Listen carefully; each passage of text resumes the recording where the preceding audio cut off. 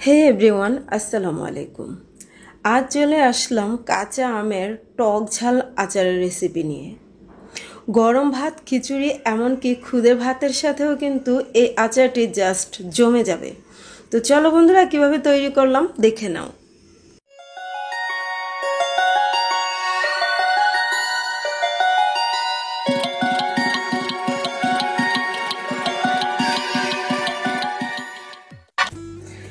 টক ঝাল আচারের জন্য এখানে 2 কেজি পরিমাণ কাঁচা আম খোসা সহ কেটে নিয়েছি, আর আগে থেকেই লবণ পানিতে ভিজিয়ে রেখেছিলাম 20 মিনিটের জন্য। এতে করে টক ভাবটা অনেকটাই কমে যাবে।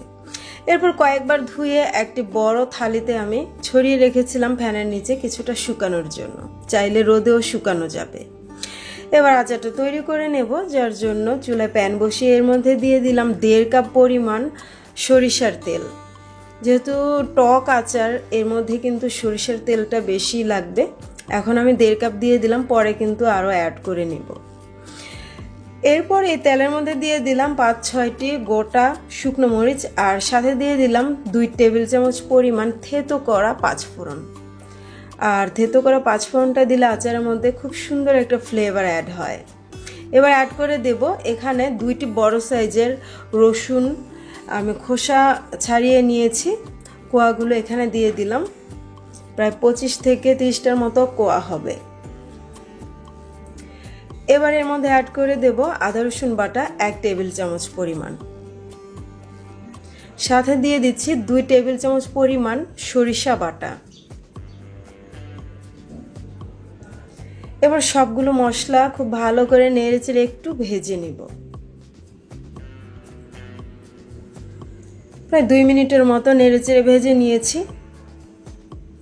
এবার এর মধ্যে আগে থেকে কেটে শুকিয়ে নেওয়া সেই আমগুলো দিয়ে দিচ্ছি। কেউ চাইলে সাথে সাথে আমগুলো কেটেও কিন্তু এই আচারটা তৈরি করে নিতে পারবে। আমি যেহেতু রাতের বেলা আমগুলো কেটেছিলাম, যার কারণে একটু ফ্যানের নিচে ছড়িয়ে রেখেছিলাম।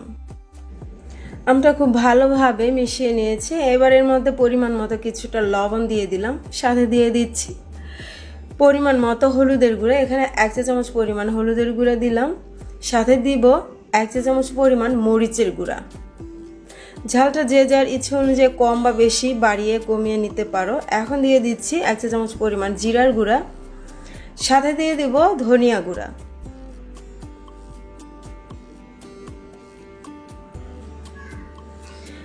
এই তো 1 চা চামচ পরিমাণ ধনিয়ার গুঁড়া এখানে দিয়ে দিলাম। এবার বেশ কিছুক্ষণ নেড়েচেড়ে এটাকে একটু জাল করে নিচ্ছি। এবার এর মধ্যে অ্যাড করে দিচ্ছি 2 চা চামচ পরিমাণ চিলি ফ্লেক্স, সাথে দিয়ে দেব 2 চা চামচ পরিমাণ 5 ফোড়নের গুঁড়া। চাইলে কিছুটা গরম মশলার গুঁড়াও কিন্তু দেওয়া যাবে। এবার এর মধ্যে ভিনেগার দিয়ে দিব বা সিরকা 2 টেবিল চামচ পরিমাণ। যেহেতু টক আচারটা কিন্তু অনেকদিন পর্যন্ত ঘরে রেখে খেতে হয়, যার কারণে এটা অনেকদিন ভালো রাখতে হলে অবশ্যই ভিনেগারটা অ্যাড করতে হবে। তো এই আমগুলো খুবই টক ছিল, যার জন্য এখানে 1 টেবিল চামচ পরিমাণ চিনি দিয়ে দিলাম টকের ব্যালেন্সটা ঠিক রাখার জন্য। এতে করে কিন্তু অনেক বেশি মজার হয় এই আচারটা। চাইলে এই চিনিটা কিন্তু স্কিপ করতে পারো।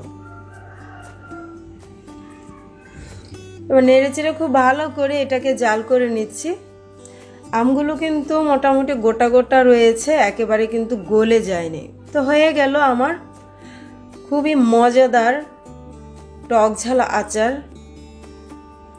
এবার নামিয়ে একটি বাটিতে নিয়ে তোমাদের সার্ভ করে দেখাচ্ছি আচারটা ফাইনালি কেমন হলো। এই আচারটা অনেকদিন ভালো রাখতে হলে অবশ্যই কাচের একটি জারের মধ্যে করে কিন্তু রাখতে হবে। তো 3 থেকে 4 মাস পর্যন্ত ফ্রিজের বাইরে খুবই ভালো থাকবে। এর চেয়ে বেশি রাখতে হলে অবশ্যই নর্মাল ফ্রিজে এই আচারটাকে সংরক্ষণ করতে হবে। তো আমি বাটিতে নিয়ে নিচ্ছি, দেখতে পাচ্ছ কতটা লোভনীয়। এই আচারটা কিন্তু গরম ভাত, খিচুড়ি, খুদের ভাত অথবা এমনিতেও খেতেও কিন্তু অনেক বেশি মজার হয়। তো বন্ধুরা, কাঁচা আম থাকতে থাকতে অবশ্যই এই মজাদার লোভনীয় আচারটি তৈরি করে ঘরে সংরক্ষণ করে রাখো। আশা রাখছি আমার আজকের রেসিপিটি ভালো লেগেছে।